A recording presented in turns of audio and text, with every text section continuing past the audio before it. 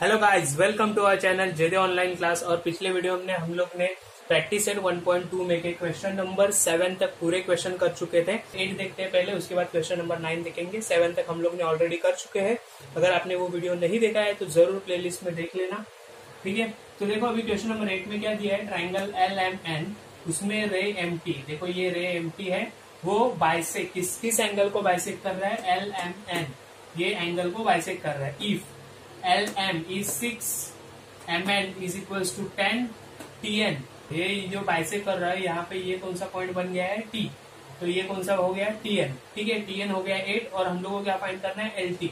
तो अभी हम लोग को पता है कि एंगल बाइसेक्टर थ्योरम के हिसाब से क्या होता है, जो भी एंगल का रे सामने वाले साइड को बाइसेक करता है वो इक्वल रेशो में बाइसेक करता है किसके, बाजू में दो साइड जो बची है उसके रेशो में। तो उसका रेशो हम लोग कैसे लिखते हैं वो देखेंगे अभी। कैसे लिखते थे हम लोग, MN bye angle bisector theorem. क्या हम लोग लिख सकते हैं एंगल बाइसेक्टर थ्योरम के हिसाब से, MN upon ML is equals to NT upon TL, ठीक है। तो अभी MN मतलब देखो MN कहाँ पे है, ये MN कितना दिया है हम लोग को, 10। ML मतलब LM, ठीक है, कितना दिया है, 6। NT TN कितना दिया हुआ है, 8। और हम लोग को क्या फाइंड करना है, LT फाइंड करना है हम लोग को। LT is equals to question mark, तो इसीलिए जैसे कि वैसे लिखा। तो अभी हम लोग क्या करेंगे, क्रॉस मल्टीप्लीकेशन करेंगे। LT multiply by 10 is equals to 8 into 6, ठीक है। तो अभी क्रॉस मल्टीप्लीकेशन करने के बाद क्या होगा, देखो 8 6 जा 48, और ये जो लेफ्ट साइड का है वो राइट साइड में जाएगा 10, तो किस में जाएगा, डिवीजन में जाएगा, इज इक्वल्स टू LT। अगर 10 से हम लोग 48 को डिवाइड करेंगे तो क्या बचेगा, 10 4 जा 40, 8 बचा, 0.10 8 जा 80, मतलब LT इज इक्वल्स टू 4.8, ठीक है। LT चाहिए था हम लोग को, LT मिल गया, कितना मिला, 4.8, ठीक है। तो अभी इसके बाद क्वेश्चन नंबर 9 देखते हैं हम लोग। अभी देखो क्वेश्चन नंबर 9 में क्या दिया है, ABC ट्राइंगल है, सेगमेंट BD। ये जो सेगमेंट BD है वो एंगल B को क्या कर रहा है, बाइसेक कर रहा है। एंगल ABC मतलब ये एंगल B को बाइसेक कर रहा है। अभी इसमें देखो नंबर्स के फॉर्म में नहीं दिया है, पॉलिनोमियल यानी जो x कोऑर्डिनेट है, x प्लस 2 x माइनस 2 ऐसे यूज किया है। तो अभी इसमें कैसे सॉल्व करना है वो देखना। ये थोड़ा अलग है लेकिन इजी है, आपको समझ जाएगा तुरंत। AB is equals to x, ये AB कितना दिया है x, BC कितना दिया है x प्लस 5, AD कितना दिया है x माइनस 2, और DC कितना दिया है x प्लस 2। तो अभी जैसे सेम इसमें भी एंगल बाइसेक्टर था, इसमें भी दिया है कि जो है रे वो एंगल को बाइसेक्ट कर रहा है, मतलब एंगल बाइसेक्टर कह रहा है हम लोग यहाँ पे भी यूज करने वाले हैं, बाय एंगल बाइसेक्टर थ्योरम। क्या लिख सकते हैं हम लोग, देखो यहाँ पे क्या क्या दिया हुआ है हम लोग को। ये जो सामने का रेशो होता है किसके इक्वल होता है, ये दोनों साइड के रेशो के इक्वल। तो वही अभी हम लोग को लिखना है, देखो BC अपॉन AB या BA भी लिख सकते हो आप। तो मैं यहाँ पे आपको इजी पड़े, यहाँ पे भी AB दिया, आपको कंफ्यूजन ना हो इसीलिए मैं AB लिख रहा हूँ, ठीक है। CD और DA, CD अपॉन DA, ठीक है। तो अभी देखो BC का क्या वैल्यू दिया है, x प्लस 5। AB का क्या वैल्यू दिया है, कहाँ दिया है AB, x। CD का क्या वैल्यू दिया है, ये देखो ये CD मतलब DC क्या दिया है, x प्लस 2, भी दिया हुआ है x माइनस 2, और हम लोग को क्या x का वैल्यू निकालना है। तो अभी देखो इसमें भी क्रॉस मल्टीप्लीकेशन कैसे होता है, x प्लस 5 ब्रैकेट में multiply by x minus 2 is equals to ये दोनों का क्रॉस मल्टीप्लीकेशन x प्लस 2, ठीक है। तो अभी देखो ये जो x है इससे ये इसको भी मल्टीप्लाई होगा और इसको भी, और ये दोनों होने के बाद फिर 5 से इसको और इसको ऐसे मल्टीप्लाई होगा।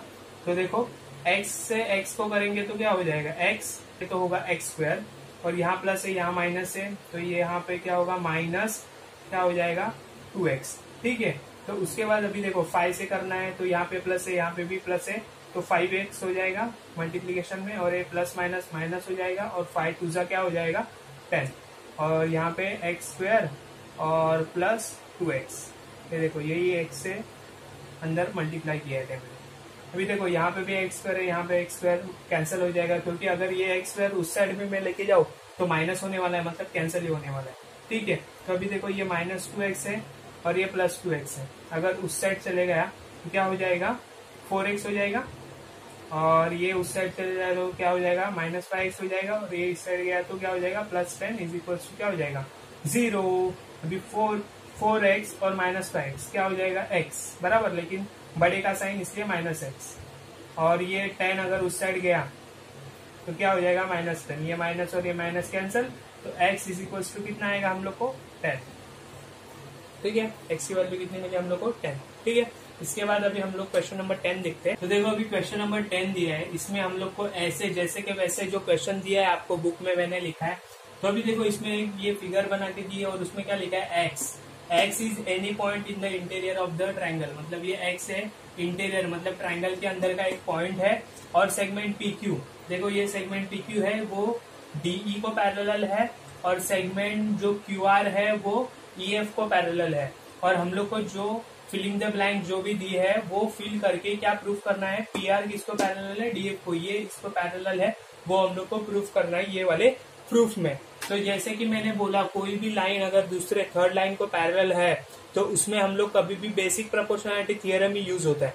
देखो अभी यहाँ पे क्या दिया है, PQ दिया है, पहले DE को पैरेलल है, अगर ये लाइन को पैरेलल है कोई भी, ये जो अभी इन ट्रायंगल प्रूफ में देखो क्या दिया है, इन ट्रायंगल XDE, पहला कौन सा ट्रायंगल ले रहा है XDE, ये ट्रायंगल में क्या है PQ is parallel to DF, PQ is parallel to DF, sorry PQ is parallel to DE। ठीक है, तो अभी ये तो गिवन है, तो यहाँ पे हम लोग ब्रैकेट में क्या लिखेंगे गिवन, क्या रीजन देंगे गिवन। तो अभी इसमें रेशियो निकालना है हम लोग को, XP अपॉन क्या होगा PD, XP अपॉन क्या होगा PD, और क्या होगा यहाँ पे QE है तो XQ अपॉन QE होता है, XQ अपॉन QE, तो QE तो लिख के दिया है, लेकिन हम लोग को क्या लिखना बाकी है XQ, तो यहाँ पे क्या लिखेंगे हम लोग XQ, और इसका रीजन दिया है बाय बेसिक प्रोपोर्शनैलिटी थ्योरम, और इसको क्या लिया है इक्वेशन नंबर 1।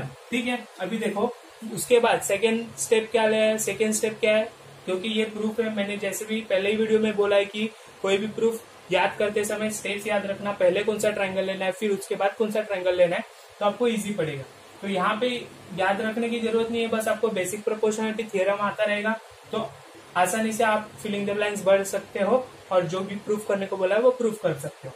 ठीक है, तो इसके बाद क्या दिया है इन ट्रायंगल XEF, देखो अभी ये ट्रायंगल में देखो क्या हो रहा है, ये जो QR है वो EF को पैरेलल है, गिवन में दिया है, तो यहाँ पे रीजन हम लोग क्या लिखेंगे गिवन। ठीक है, अभी यहाँ पे एक भी रेशो हम लोग को लिख के नहीं दिया था, यहाँ पे 2 लिख के दिए थे, अभी एक भी नहीं लिख के दिया है, लेकिन हम लोग लिख सकते हैं कैसे, देखो XQ upon QE, XQ upon QE, और क्या होगा XR upon RF, XR upon क्या होगा RF। इसमें भी रीजन क्या आएगा basic proportionality theorem, by which theorem basic proportionality theorem, और उसको क्या देंगे इक्वेशन नंबर 2 दे देंगे। अभी देखो ये इक्वेशन नंबर 1 और इक्वेशन नंबर 2 आप ऑब्जर्व करो, इसमें देखो XQ अपॉन QE यहाँ पे भी है और XQ अपॉन QE यहाँ पे भी है, मतलब ये कैसे हो गया A B को भी इक्वल है और A C को भी इक्वल है, मतलब दोनों में A कॉमन है, तो देखो A यहाँ पे भी है A यहाँ पे भी है, तो मतलब क्या हो जाएगा B और C भी एक दूसरे के इक्वल हो जाएंगे, तो वैसे लिख के अभी XP upon PD is equals to XR upon RF। ठीक है, ये किससे मिला हम लोग को फ्रॉम 1 and 2। अभी देखो XP ना क्या है ये XP, अभी XP देखो XP अपॉन PD, ठीक है, और XR अपॉन RF, ये किसके रेशोज हो गए ये ट्रायंगल के। और अगर हम लोग बेसिक प्रोपोर्शनैलिटी थ्योरम का कन्वर्स यूज करें तो हम लोग इजीली क्या बोल सकते हैं, पी आर किसको पैरेलल है, डी एफ को। यही हम लोग को प्रूफ करना था, P R parallel to segment D F. तो हो गया by using converse of basic proportionality theorem. तो ऐसे ही ये करना था, ठीक है। अभी इसके बाद क्वेश्चन नंबर 11 है, वो देखते हैं कैसे। अभी ये है क्वेश्चन नंबर 11। तो इसमें क्या दिया, देखो इन ट्रायंगल एबीसी, जैसे अभी हम लोग को डायग्राम दिया नहीं है यहाँ पे, अभी जो भी गिवन इन्फॉर्मेशन है उससे हम लोग को क्या करना पड़ेगा, डायग्राम बनाना पड़ेगा। तो ये ट्रायंगल है सपोज ए बी सी, ये जो दिया है उन लोग ने, और रे बी डी, बी डी मतलब ये बी पॉइंट से शुरू होगी, वो जो क्या है बाइसेक्टर ऑफ एंगल किसकी ये, तो यहाँ से ये देखो इसको यहाँ पे बी डी, ये बी डी रे है, वो क्या कर रही है, एंगल बी को बाइसेक्ट कर रही है, ठीक है। और क्या दिया है, सीई भी रे है, ये देखो ये यहाँ पे सी है, तो यहाँ से चालू होगा ये कौन सा रे है, सीई, वो किस एंगल को बाइसेक्ट कर रही है, इस एंगल को। तो हम लोग को क्या करना है, तो क्या प्रूव करना है, ईडी पैरेलल टू बीसी, मतलब ये जो लाइन है ईडी वो बीसी को पैरेलल है, वो हम लोग को दिखाना है। तो अभी कभी भी याद रखना, जब एंगल बाइसेक्टर दिए रहेंगे तो हम लोग एंगल बाइसेक्टर का थ्योरम निकालेंगे, लगाएंगे। और अगर पैरेलल लाइन दिए रहेंगे और बोला रहेगा ये ट्रायंगल में ये लाइन इसको पैरेलल है, तो हम लोग बीपीटी लगाते हैं। लेकिन इसमें क्या दिया है, एंगल बाइसेक्टर दिए, तो हम लोग एंगल बाइसेक्टर का थ्योरम निकालेंगे।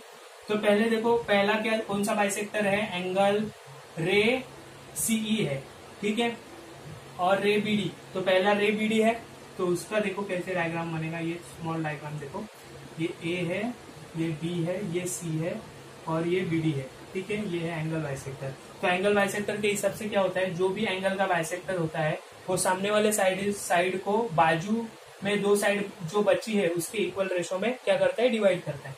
तो उसका कैसे रेशो लिखेंगे हम लोग, in triangle A B C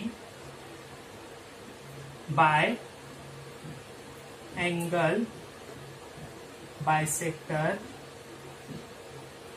theorem, ठीक है, थ्योरम, ओके। तो अभी उसका रेशोज कैसे होगा, देखो ए बी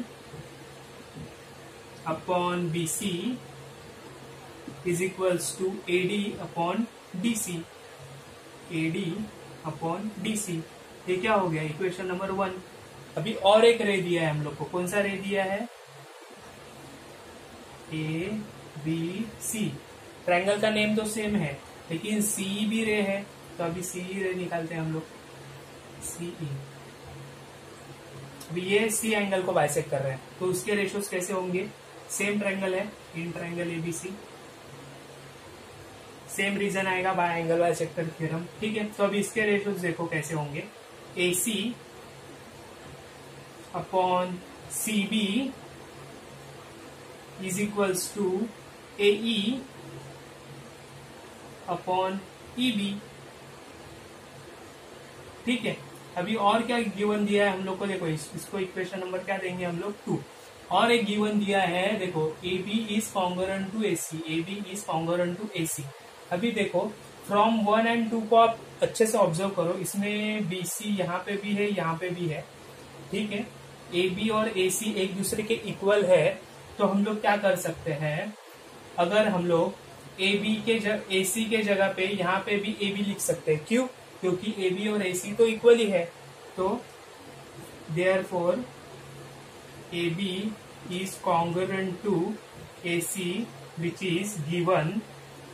तो हम लोग को क्या मिल जाएगा equation, A B upon B C is equals to A E upon E B, मतलब कौन सा दे देंगे हम लोग, 3rd, ठीक है। तो अभी इक्वेशन नंबर 1 और इक्वेशन नंबर 3rd से हम लोग को क्या मिलेगा, फ्रॉम 1 and 3 क्या मिलेगा, देखो ए बी और बी सी तो इक्वल हो गए, तो if A is equals to B and A is equals to C, A दोनों में कॉमन है, जैसे ए यहाँ पे भी है, ये यहाँ पे भी है, तो बी और सी भी इक्वल हो जाएगा। तो क्या हो जाएगा, A D upon D C is equals to A E upon E B, A E upon E B. तो अभी देखो ये रेशियोज मिले हैं हम लोग को बी ए ट्रायंगल में, देखो A D upon D C, A D upon D C बराबर A E upon E B, A E upon E B, ठीक है। तो अभी जैसे पिछले वाले थ्योरम में भी हम लोग ने क्या यूज किया था, हम लोग को पैरेलल प्रूफ करना है, और अगर हम लोग कन्वर्स और बेसिक प्रोपोर्शनैलिटी थ्योरम को देखें तो इससे हम लोग को इजीली पता चल रहा है कि ये रेशो और ये रेशो अगर इक्वल हो गया तो ये ईडी किसको पैरेलल हो जाएगा, बीसी को। तो हम लोग रीजन क्या देंगे, by converse of BPT ED is parallel to BC, ED is parallel to BC, proof, hence proof हो गया। तो ये था क्वेश्चन नंबर 11। अगर आपको ये वीडियो पसंद आया होगा तो जरूर लाइक करना, शेयर करना, सब्सक्राइब करना, और अगले वीडियो में हम लोग प्रैक्टिस सेट 1.3 चालू करेंगे। ठीक है, तब तक के लिए बाय बाय।